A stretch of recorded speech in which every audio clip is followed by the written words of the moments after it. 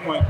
এবং আজকেও আমি শুনলাম যে তিনজনকে পুরস্কৃত করা হবে এই তিনটা বিষয়ের উপরে। তো দারুণ একটি কনসেপ্ট এখানে আনা হয়েছে। তো আমি বিশ্বাস করি আপনারা যারা আছেন বিভিন্ন বিশ্ববিদ্যালয় থেকে এসে এখানে পার্টিসিপেট করেছেন, আপনারা নিজ নিজ গুণে ইনশাল্লাহ খুব ভালো জায়গায় যাবেন এবং দেশের জন্য কাজ করবেন, আপনার পরিবারের জন্য কাজ করবেন, বাবা মার মুখ উজ্জ্বল করবেন, আপনার পরিবারের মুখ উজ্জ্বল করবেন। এটা আমি সবসময় এই দোয়াই করি আমাদের যারা তরুণ প্রজন্ম আছে তাদের সময় এখন তারা বাংলাদেশকে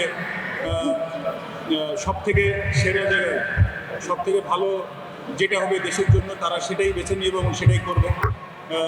সবাই হয়তো সেম অপরচুনিটি পাবে না, একজন হয়তো বা স্পোর্টসম্যান হবে, একজন ইঞ্জিনিয়ার হবে, একজন ডক্টর হবে, তো এরকমই হবে। তো আমি বিশ্বাস করি যে যা জায়গা থেকে সেরাটা আমাদের দেশের জন্য দিবে।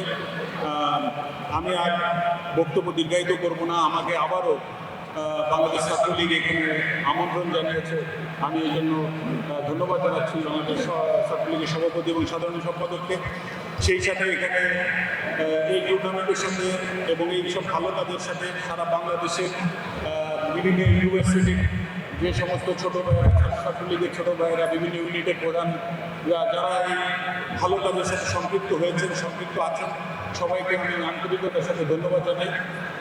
এবং আমি আপনাদের যে কোনো ডাকে, যে কোনো সময় স্পোর্টস রিলেটেড বা যে কোনো সময় আপনারা যেখানে আমাকে ডাকবেন অবশ্যই আমি ইনশাল্লাহ আমার সাধ্যের মধ্যে চেষ্টা করবো আপনাদের সাথে উপস্থিত হওয়ার এবং আপনাদেরকে সহযোগিতা করার।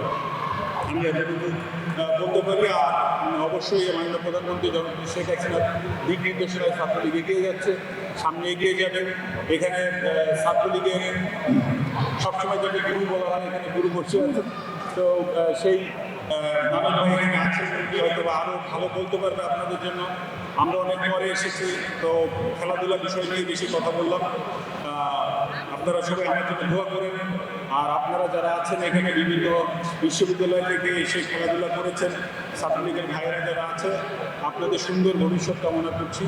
আপনারা আমার জন্য দোয়া করবেন, সবার জন্য দোয়া করেন, মাননীয় প্রধানমন্ত্রীর জন্য দোয়া করেন। জয় বাংলা, জয় বঙ্গবন্ধু।